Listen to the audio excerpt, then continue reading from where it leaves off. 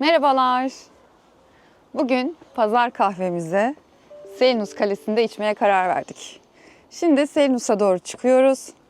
Orada kahvelerimizi yapacağız. Mis gibi sonsuz Akdeniz'e karşı kahvelerimizi içeceğiz. Biraz zorlu bir çıkış olacak. Evet.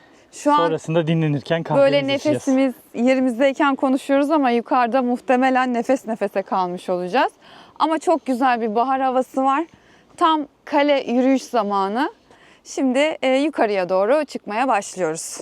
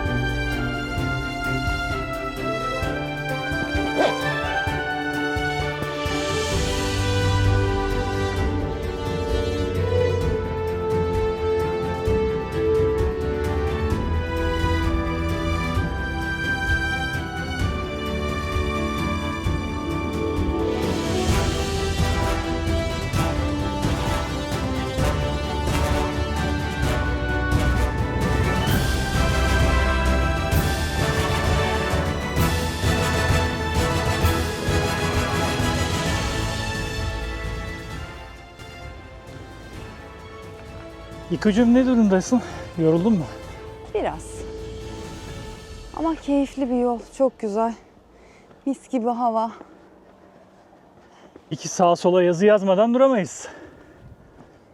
Yok canım, biz de tarihe tanıklık ettiğimize dair bir kanıt bırakmamız gerekiyor. Evet. Yol bitti. Merdiven bitti. Sanki yaklaştık gibi. Evet, evet. Artık yukarıda bir yorgunluk kahvesi içeriz. Şart oldu.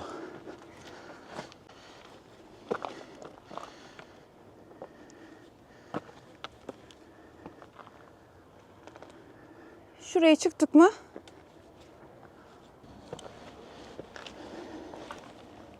Sanki geldik gibi. Evet, evet, geldik artık.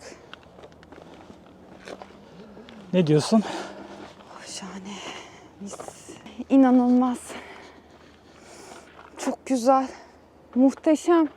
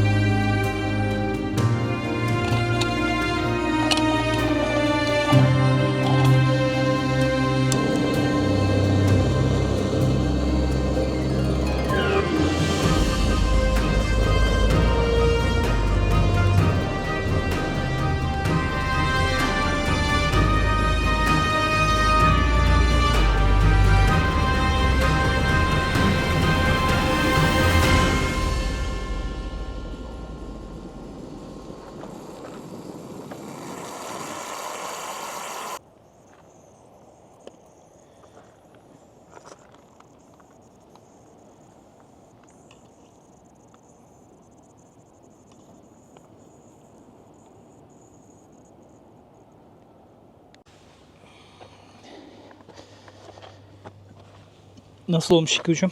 Çok güzel olmuş. Afiyet olsun. Ellerine sağlık.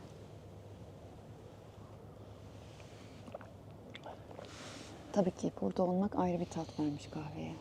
Evet. Kale günlükleri gibi oldu ama bugün de Selinus Kalesi'ndeydik. Kahvemizi içtik.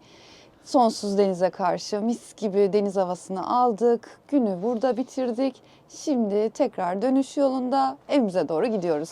Bir dahaki çekimde, videoda görüşmek üzere. Görüşmek üzere.